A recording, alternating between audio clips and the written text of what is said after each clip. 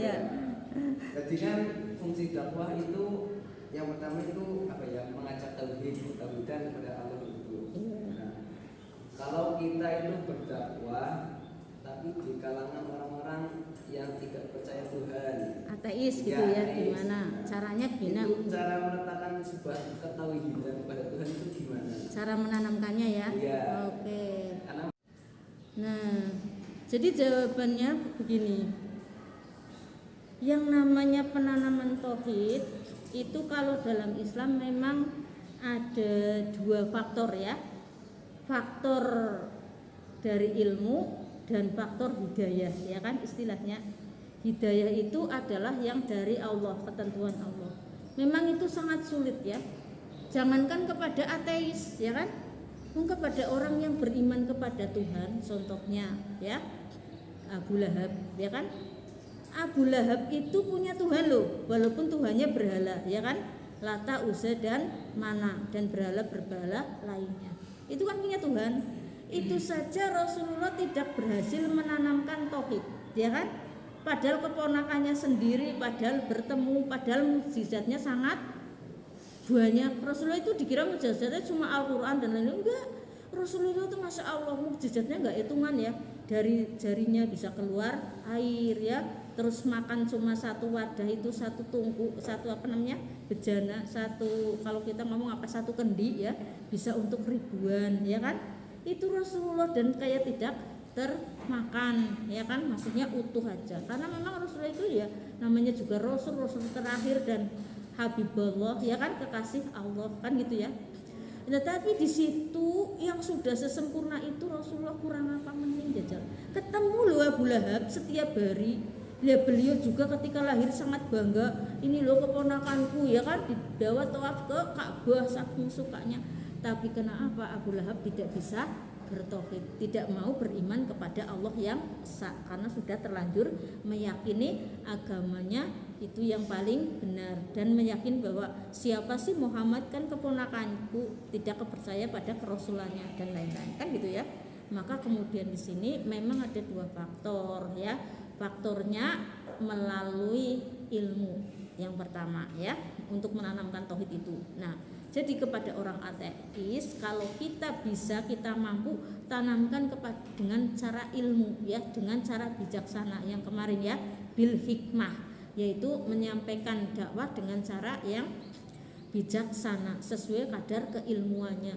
Kalau orang ateis tidak percaya kepada Tuhan, kalau misalnya orang ateisnya itu astronom ya kan, terus kemudian dikasih tahu, ini loh, kalau Anda tidak percaya Tuhan, coba Anda pikirkan siapa yang membikin tata surya kan gitu ya, siapa yang membikin langit, siapa yang membikin bumi, coba Anda bayangkan kan gitu.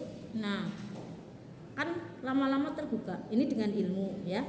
Nanti kemudian setelah dengan ilmu, iya ya, berarti ada yang menciptakan. Terus yang menciptakan siapa? Allah Subhanahu wa ta'ala, yaitu Tuhan yang esa kan gitu. Itu namanya menanamkan tauhid melalui ilmu. Tuhan satu-satunya yang menciptakan langit, bumi, aku dan Anda sekalian. Nah itu juga yang dilakukan oleh Nabi Ibrahim alaihissalam ketika menyampaikan tauhid kepada ayahnya dan penduduk di sekitarnya kan gitu. Beliau menyampaikannya bahwa Ibrahim, kenapa kamu tidak mau menyembah Lata, Uzza, maksudnya berhala-berhala ini, malah kamu menyembah Tuhan kamu, padahal kamu nggak lihat Tuhanmu. Nah terus Tuhanmu siapa? Kan Ibrahim langsung menjawab ya, Tuhanku adalah yang menciptakan langit, bumi dan seisinya kan gitu. Nah itu caranya seperti itu, yang menciptakan langit, bumi dan isinya kita semua adalah Allah. Itu kan sudah tauhid ya. Nah tapi itu tadi, itu tauhid menurut kita dengan akal, dengan ilmu kan gitu. Tetapi kalau hidayah lain lagi, itu sudah persoalannya hidayah kepada tentang ya Allah yang menentukan. Nah satu itu. Kedua tadi, kemampuan spiritual manusia itu tadi, ternyata Al-Ghazali itu mengatakan urat saraf yang ada di manusia itu jumlahnya 360. Kalau yang di hewan cuma 359, cuma selisih satu. Jadi bedanya manusia dengan hewan cuma satu urat tok, tapi lengkap ya, urat sosial, urat apa, emosi dan sebenarnya ada, tapi satu itu urat ketuhanannya yang berbeda ya. Jadi makanya hewan itu tidak dibekali oleh itu tadi kemampuan spiritual, tetapi hewan malah beriman ya kan. Dikisahkan di dalam Al-Quran banyak bahwa kupu-kupu bertasbih dengan mengepakkan sayapnya kan gitu ya, burung juga bertasbih kan gitu. Nah bahkan kalau Nabi Sulaiman kan diberi kemampuan untuk berbicara dengan binatang ya, termasuk Rasulullah ya. Rasulullah juga tidak hanya dengan binatang, bahkan dengan benda mati pun Rasulullah bisa berkomunikasi. Buktinya apa? Rasulullah tahu ketika hendak meninggal dunia, khutbah terakhir Rasulullah di Haji Wada, kan Haji Wada itu turunnya surat Al-Maidah ayat 3, berarti itu surat terakhir, berarti Rasulullah setelah itu kan meninggal dunia. Nah itu khutbah ya satu kali, yaitu al-yauma akmaltu lakum dinakum wa raditu lakum ya kan, apa Islam Madinah gitu ya. Nah, tadi dinakum, terus kemudian di situ Rasulullah sudah khutbah itu kan ininya menangis mimbarnya ya, padahal mimbar kan benda mati ya. Dan saya kemarin umroh lihat mimbarnya Rasulullah ya, alhamdulillah. Jadi saya tahu mimbarnya Rasulullah kayak gitu, terus tahu tongkatnya dan sebagainya. Jadi oh ini toh mimbarnya gitu ya, itu ya. Nah itu bisa nangis, Rasulullah dengar, terus setelah dengar, kamu kenapa menangis? Saya menangis karena apa? Karena sebentar lagi engkau tidak bertemu dengan engkau tidak berkhutbah lagi di sini, gitu kan ya. Nah, tapi orang-orang ateis kan nggak seperti itu pemikirannya, ya kan? Jangankan ini benda mati ya, meja, mimbar kan gitu ya. Apa itu namanya? Tumbuhan saja dia tidak percaya kalau tumbuhan bisa ngomong, ya kan?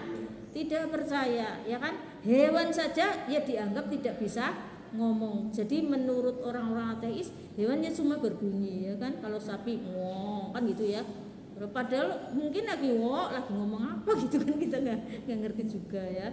Bahkan anak saya itu yang ragil, saya mungkin sudah ngomong ke sampean, pernah dengar semut ngomong sama kucing ngomong, tapi wong dia manusia biasa ya kadang-kadang saja. Kalau Rasulullah malah bisa seterusnya komunikasi dengan hewan dan sebagainya. Nah itulah kemudian hewan dan manusia beda satu urat.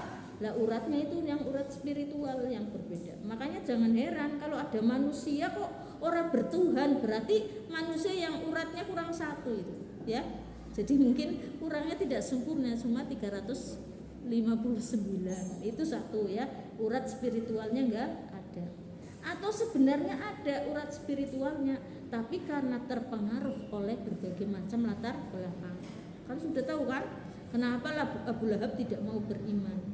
Itu ya sebenarnya dia itu kepengen beriman, tapi terlanjur itu tadi, dia menjadi tokoh di masyarakatnya kan, tokoh besar, kok tiba-tiba kalah kepada keponakannya ya kan, makmum jamaah manut kan, menjadi gengsi kan. Nah itu bahaya itu. Cuma faktor gengsi saja bisa menimbulkan menjadi su'ul khotimah, dan tidak hanya su'ul khotimah, menjadi penghuni neraka ya. Dan matinya mengenaskan ya, baunya busuk dan tidak ada yang bisa meredam. Bahkan katanya sampai sekarang ya, jadi sampai sekarang itu di kuburannya Abu Lahab sama istrinya itu busuk ya.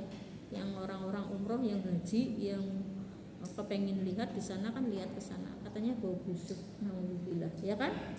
Nah itu kan ngeri itu di situ. Nah orang-orang yang semacam itu berarti ya sudah, itu bukan wilayah kita. Artinya ketika kita sudah menyampaikan dakwah, menanamkan tauhid dengan akal kita ya kan, sudah dengan argumentasi kita sesuai dengan ayat Al-Quran, dengan Al-Hadis, terus kemudian juga dengan kejadian-kejadian alam yang kita sampaikan, dengan ilmu-ilmu yang kita tahu, tapi mereka tidak mau, ya wis berarti sudah gitu ya. Tapi intinya itu tadi, dengan argumentasi yang jelas dan dengan yang ilmu. Argumentasi yang jelas itu tadi, kayak kisahnya Ibrahim alaihissalam mencari Tuhan, sampaikan kepada orang ateis ya.